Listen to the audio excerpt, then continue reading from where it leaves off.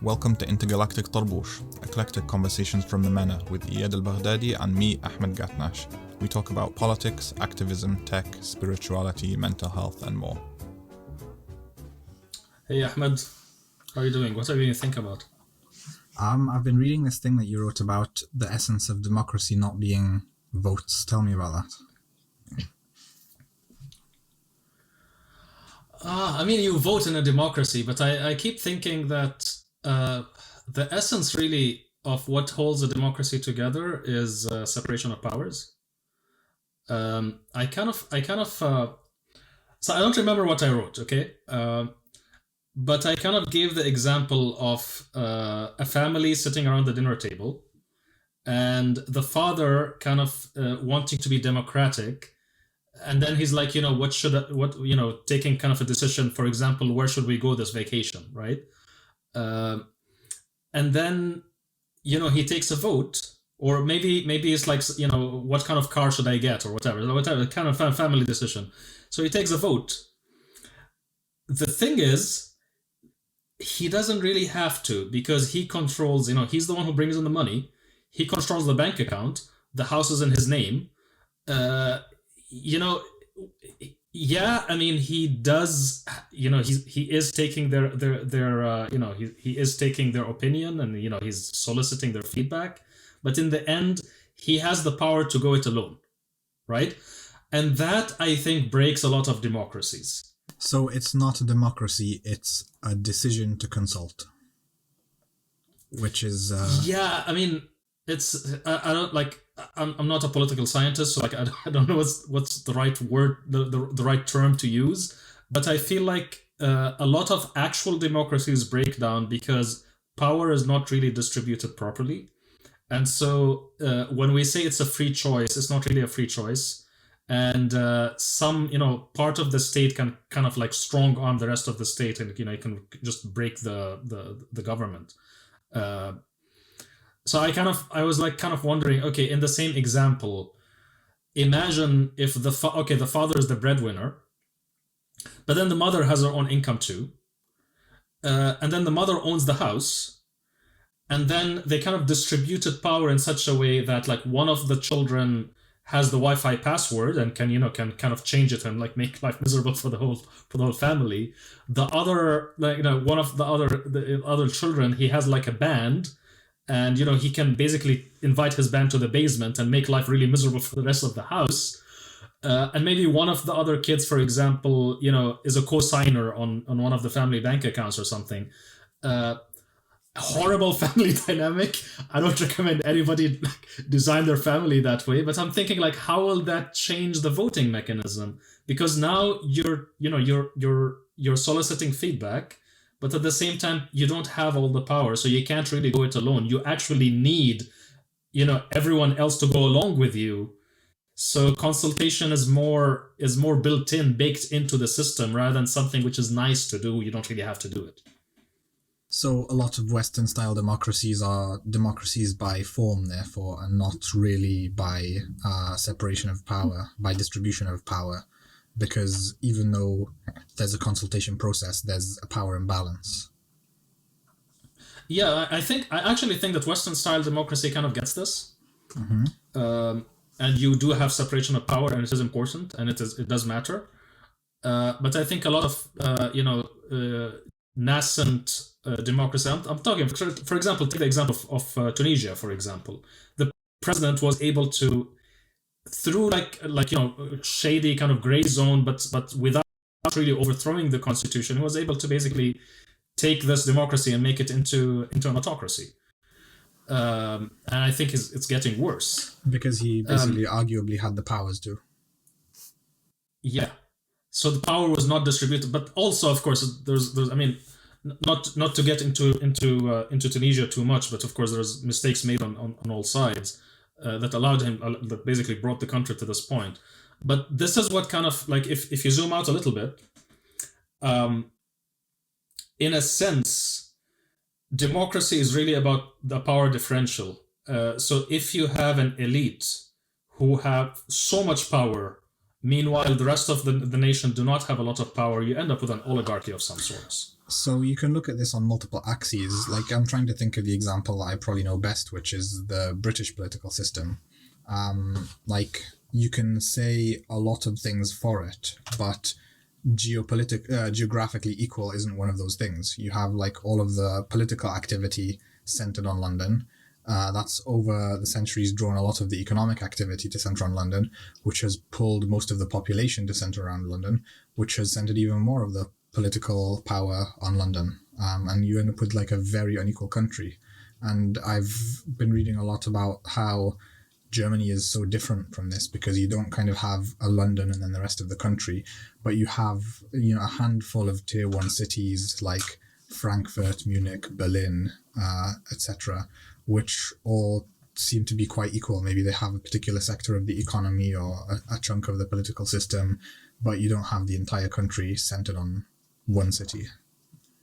So, I mean, you're talking about this geographically, but if you zoom out, this is, I think, why I think economic inequality is a threat to democracy, because it does create a situation where the power differential, when you have a small clique who have so much economic power, I think eventually you do have elite capture, and then you kind of end up with a kind of a feudalism or an oligarchy in all but name, really. I think this is why economic equality is essential to democracy.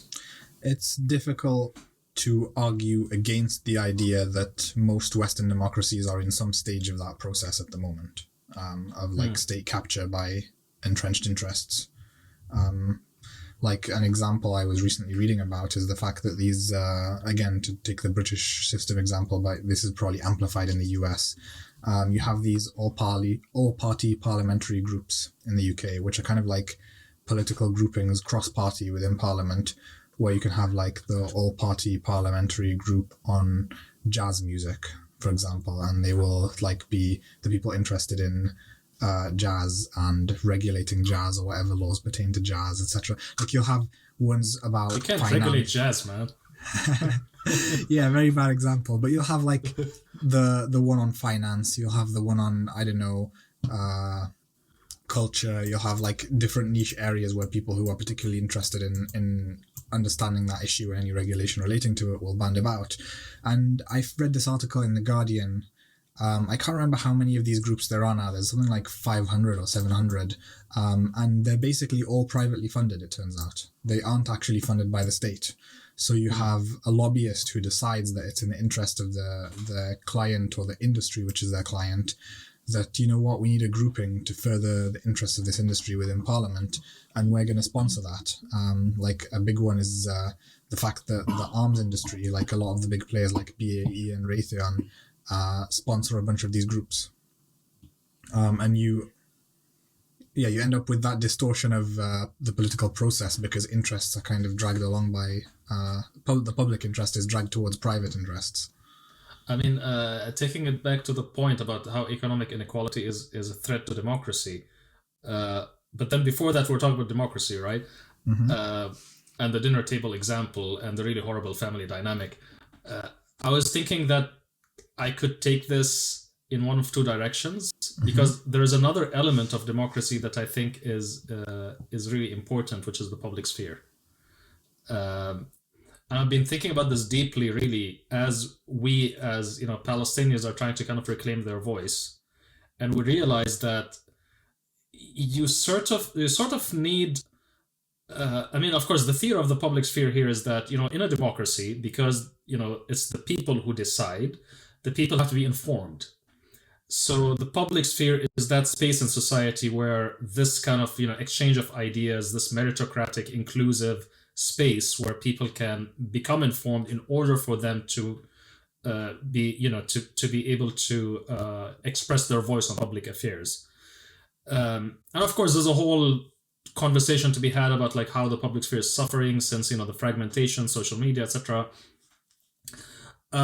But then there's this organic link between the public sphere and democracy that I think I wish was more explored, and it kind of it reminds me of this. There's this thing that I saw on my timeline that reminded me of this a lot, which is that apparently in the summer of 1940, French colonial authorities in Syria, they ordered the confiscation of all radios in Syria. And there was like only 20 in the whole country, mostly in coffee shops. And it wasn't really about the radio. It was because people would go to where the radio is, they would gather around it, and they'll be listening and they'll be discussing. It became a public sphere. It became a place where people are able to meet and form opinions and potentially mobilize. So this was basically the same reason that coffee shops were banned at different stages, like including the Ottoman Empire. Interestingly. I read about this. I didn't really check the history, but you're right. Apparently, coffee shops were banned initially in the Hijaz because they became a public sphere. Cafes became a public sphere.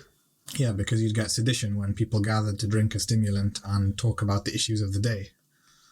Yeah, and of course, I guess if they were if they were getting drunk, they wouldn't be much of a threat. In fact, they'd be an opportunity because the dear leader can say that we're protecting public morality. So to go back to that link between the public sphere and democracy, the idea is basically that you can have a system where everybody votes on, the way the country is governed, but that isn't necessarily very helpful if these people aren't very well educated about how the system works and about what the issues that they're voting on are about, and, the relevant factors for discussion and what affects it, and, that kind of thing. You have to have the full details in order to make an informed decision. So the public sphere theory basically talks about how well are the citizens able to discuss and how close are they to being able to have the full details. And the sad fact is that in a lot of, especially nascent democracies, but I think there's a general degradation worldwide, there's a focus on the formalistic or ritualistic aspects of democracy, which is putting your card into a box once every 4 years. And that comes at the expense of the actual soul of it, and we kind of neglect how capable is the public of making good decisions. Yeah, and the interesting thing here is that of course I got into the theory of public sphere through working with my friend Belabbes Benkredda. Shout out to him because he's the founder of Munadara, which is a debate platform, an Arab debate platform, and he introduced me to the work of Habermas, Jurgen Habermas, the German philosopher who basically wrote a very important book on the topic. And what's interesting is that I think this was 2006, before the rise of social media, or maybe even before. He kind of predicted the how social media is going to hurt the public sphere and hurt democracy. I don't remember what he called it, but it was basically the bubble that you create around yourself, fragmentation, So we don't have, you go into your timeline, you see a very different set of facts. While I go into mine, and depending upon the algorithm, depending upon my location, etc., is going to serve me different content. So it's going to create at an extreme is going to create a situation where they don't even intersect. Where I'm living in an information world which is not yours. So basically, you don't have a public sphere; you have multiple non-intersecting public spheres, and that's because you don't have issues of common concern, or you don't have common venues of debate and discussion. Exactly. So you end up with a population which can't really relate to other parts of the population. And for me to kind of turn this into a Kawakibi discussion, we talked about this a lot in terms of how Twitter between 2011 and 2017 was an Arab public sphere. It was basically where anybody can go in if you're speaking in Arabic, and you can form opinions, you can shape opinions, etc. And how since of course I was arrested in 2014 because of my tweets, but then the kind of some of the energy of the public sphere kind of went into the Gulf countries, especially Saudi Arabia, but then that was shut down in 2017, and we can see that there's a lot of disinformation targeting that public sphere to make sure that it doesn't work. Well, they first flooded it with abuse and trolling to make it unusable. Exactly. So it's almost impossible for you to use it. And now, I mean, even now, I enjoy tweeting in Arabic, but at the same time, I'm like, is it worth it? Is it worth it for me to say this in Arabic, and then for 3 days I will be getting like insults and like my mentions will be full of like real ugly stuff because of these enormous troll machines that kind of are attacking anybody who tries to have a substantive conversation in Arabic.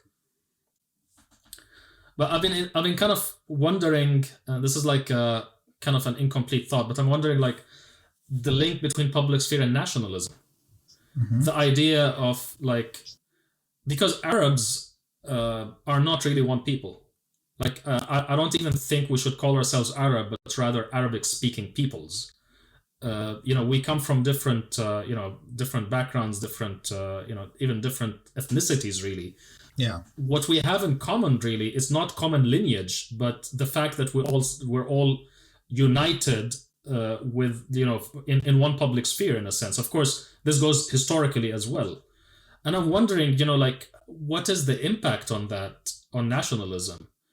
And I was thinking about it actually in the Ukraine-Russia example, because I think a lot of Ukrainians speak Russian as a second language. So they're also plugged into the Russian language public sphere.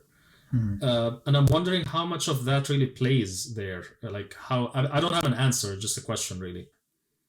So what was it that you were thinking of? Basically that you have some kind of drawing together of different communities if they share a public sphere? Yeah, I mean, it's contact, right? Like if me and you speak the same language, we're into the same public sphere. When you write something, I can read it. When I write something, you can read it. This kind of cultural contact eventually becomes something more. It becomes almost an identification, an identity. Of course, over centuries. The internet, etc., is really, really very, very recent. So I'm wondering how much that had in the formation of such a thing as Arab nationalism. The fact that we spoke one language. Or it became kind of in a way interesting historical note here. The Middle East, especially the eastern flank, I'm talking the Maghreb, always had two majority languages. One was an Indo-European language, and the second was a Semitic language. So before the rise of Arabic, it was Aramaic. And Persian, and then of course there's also Greek, etc. What I found really fascinating is that Imperial Aramaic was the official language of the first Persian Empire. So the empire was Persian, but they did not make their own language the official language. They made Aramaic the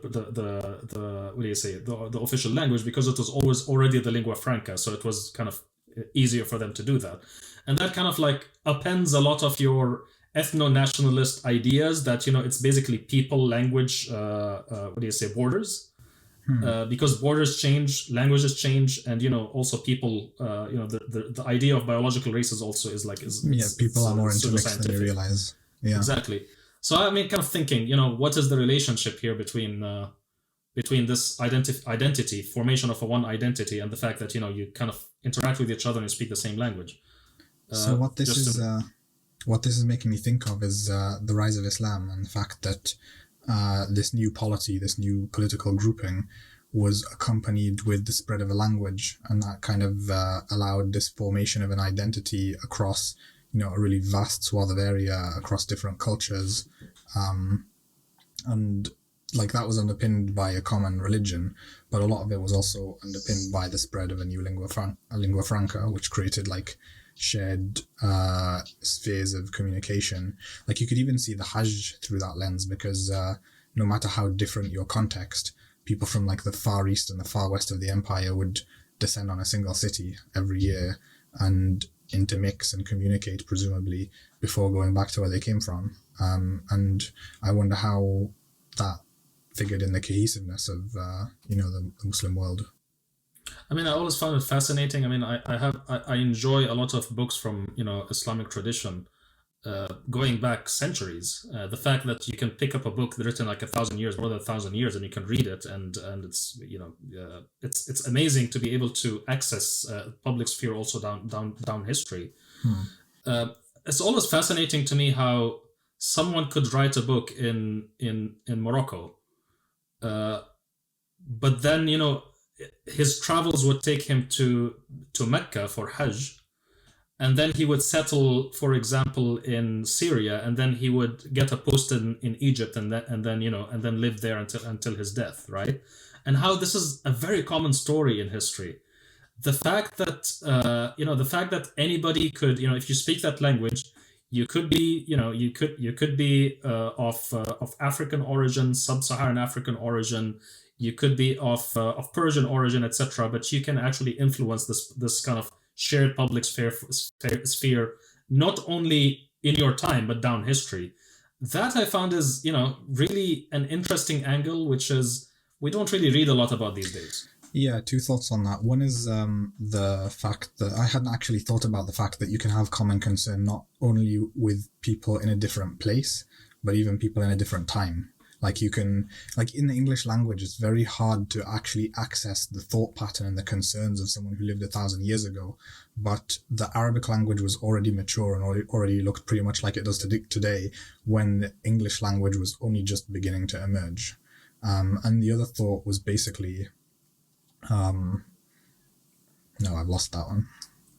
Well, I mean, let's stop here because our conversation started with democracy and the dinner table and ended up with historical examples of historical Arabic. Okay, I've got to say it just before we leave, but basically, what the other thing it reminded me of is the fact that the nation state was so alien to our region, and the fact that the reverberations of that are still being felt today. Yep.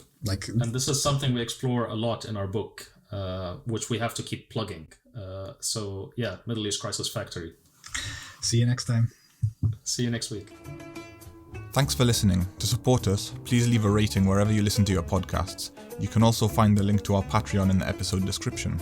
See you next time.